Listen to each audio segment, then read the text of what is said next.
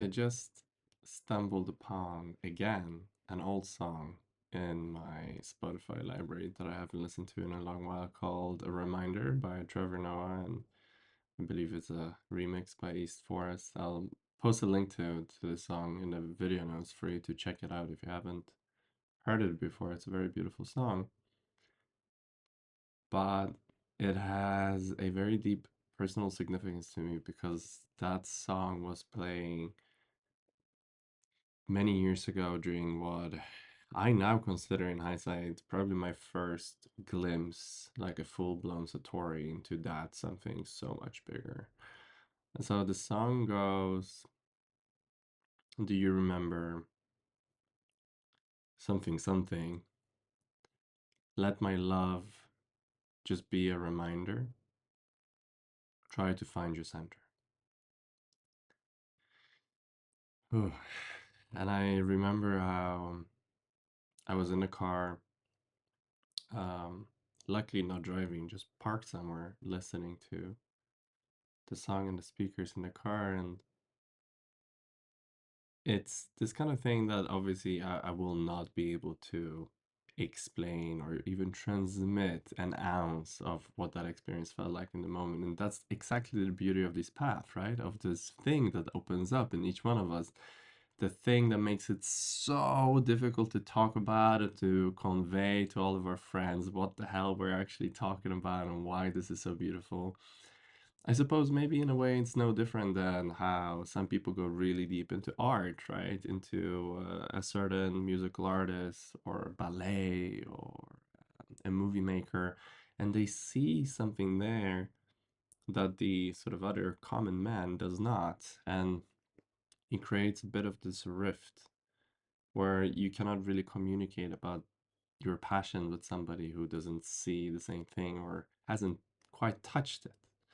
So in a way, um, it's not really much different than anything else like that. You know, like I wouldn't be able to quite entertain a discussion with somebody who's a avid sports enthusiast because I'm just not that much into sports.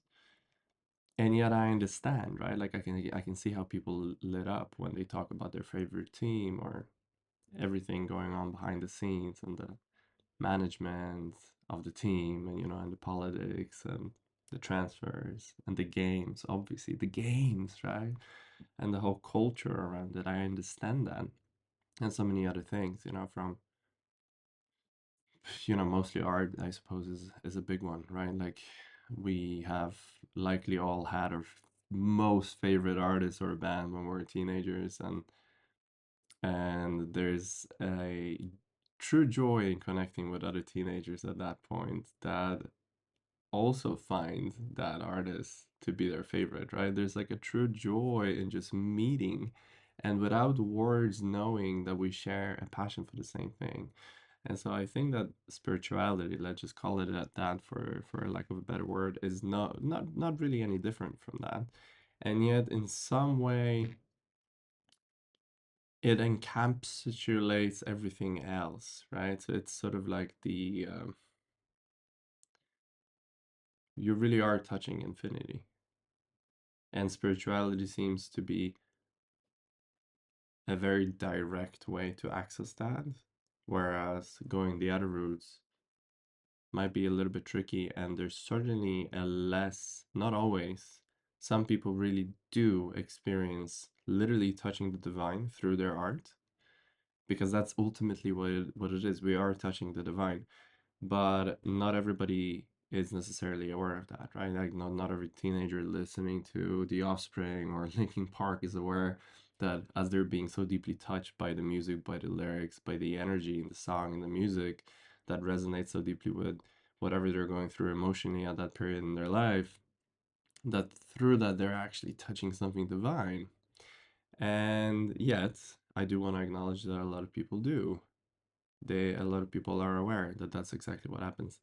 But it goes without saying that in these moments of spirituality, because it is so outside of what we are used to, maybe it's just and nothing like anything we've experienced to that point, and it's not something that we can relate to because we haven't heard many people talk about this and relate similar experiences, it just seems like a very direct access to that pure infinite beauty, to God's love. And that's where the song took me, right? Like I've heard the lyrics and you could have told me a million times, let my love be a reminder, it would mean nothing to me. And in that moment in time, just the perfect time, it touched me in such a specific way that my heart just blew open. And I felt, like I said, that was my first glimpse where I felt myself to be so much bigger than this body and mind and this character that I took myself to be. And I felt the infinite intelligence, because that's the best I can describe it. It really wasn't just an empty space that I expanded into. It was a loving, intelligent space, which is still not a space. It's difficult to label those things. But this awake awareness that met me in that moment. And as the next verse asks you to find your center, this has been when I have already been practicing certain spiritual meditation techniques, and to center myself, I took at that moment is to really just come back to my breath, to ground my energy, become aware of where I am, become aware of my subtle body, and really just like a grounding technique. But in that moment, it was almost like a koan. It was so beautiful because it said, "Let my love be a reminder. Now go find your center." I'm paraphrasing a little bit, I don't remember the exact lyrics. But as I tried to find my center in that moment, which is just, as always, I will just come back to my breath or whatever and try to sort of, recollect myself somehow and just feel myself sitting in the chair. And instead, as I was looking for my center, I couldn't find it. In that moment, it opened up to this boundless ocean of love. And that was the reminder. The reminder was the love that was reminding me to find my center, which I could not find because there is no center. There is no center to you. There's no center to me. There's no center to anything. It is boundless. It is boundless love. And as with everything else in spirituality, this is why I have such a love-hate relationship with it, because I do have a background in sort of sciences, so to a certain extent, I have an analytical mind. I enjoy contrast. I enjoy black and white. I enjoy specific answers to things. And yet, if I relax just enough, I really have learned to enjoy the spiritual paradoxes, because it is simultaneously boundless and centerless. And it is happening right here, right now, localized. This awareness is localized as this body mind speaking to you right now with this name, sort of wearing this name tag, Milo, hi everybody. And at the same time, that's not the ultimate truth. There is no self here. It is just a boundless ocean of awareness expressing itself as this wave talking to you right now. And both are true, and this is the exquisite paradox of living as God and as human, right? Embodied divinity in human form. It's exquisite, and it's puzzling and perplexing and so beautiful at the same time. But going back to my first experience of that, what I would call my first Satori or Kensho, I could not find that center, and it was like the biggest cosmic joke in that moment that made me laugh and cry with awe and beauty at the same time. And listening to this song today again just brought me back to that place, and to that place of awe that is sometimes easy to miss in our everyday, just being busy and all the bustle and running around from one errand to another. even along the path, even as we do have a practice and we do bring ourselves back, as we find our center and we do try to meditate and stay aware,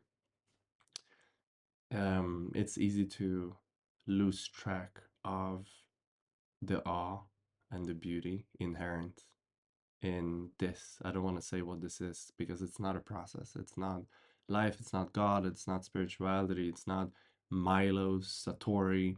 It's none of those things. It's just the beauty in this, which is a no thing.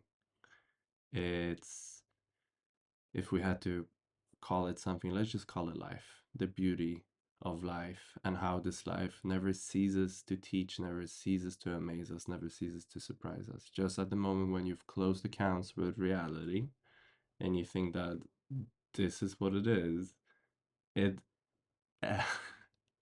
it manages yet again to surprise you with something new. And for me personally, that was this whole path towards enlightenment and awakening and ultimately liberation. And this is why I'm starting the channel to talk to you about those things now, because it is the highest expression of awe and beauty and joy and surprise. It's like the best, it's all the elements that you kind of want in this delicious cake or the best movie, right? Like it's all the elements. So I cannot imagine talking to you about anything else quite as passionately, even though I do have, some would say, too many hobbies. I do find a lot of things really interesting and I enjoy learning about them, but nothing comes close to this passion about, again, difficult to put this into words, but what is commonly referred to on YouTube as, the non-duality or Advaita Vedanta or awakening, enlightenment, spirituality, 5D consciousness, whatever. It really doesn't matter what you call it, but once you feel it, that's really it. It's, at first you might feel like you're just going like a moth to the flame. You don't even know why. And that's a peculiar place to be in when you have that intuition from the inside that tells you that there really is something there. But you don't know what. You have no idea why you're being propelled in that direction until something begins to open up. And that opening up is felt. It's not cognitive. It's really felt, and it fills you with such awe, amazement, and maybe even tears of joy and love and peace and okayness that you did not imagine were possible. And I think from that moment on, it's a no-brainer. You just cannot step away from this. It becomes the highest pursuit that you can possibly think of, which again I appreciate is a difficult thing to explain to maybe your parents, your siblings, your friends, your boss, your kids, your fellow man who has not touched the same thing. And there is a grief in that of not being able to communicate the beauty inherent to all of this. And I think that's also part of the beauty that you have discovered something so uniquely yours, even though it's not. But it's something that you get to cherish just for yourself. And of course, there's a sangha that comes in, and as you walk this path, you meet more people almost by chance. This is how oftentimes it unfolds. Certainly, that was the case for me, where out of nowhere, suddenly I would meet people interested in this very same thing. And it's so heartwarming to have fellowship on this path. Like Ram Dass said, we are all just walking each other home. And that is so sweet. There's such a sweetness and beauty in that. And there's a different kind of sweetness and preciousness in the limit that is placed upon our ability to convey exactly what that feels like to us, because it gets to be our own personal, uniquely personal experience. And that's so beautiful. And yet, here I am trying to share some of it. And And so both can be true, right? It's uniquely mine. And because my cup is just so full and overflowing with this awe and beauty of divinity that you are,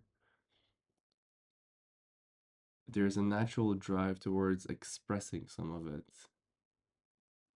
For instance, in this form of recording a video.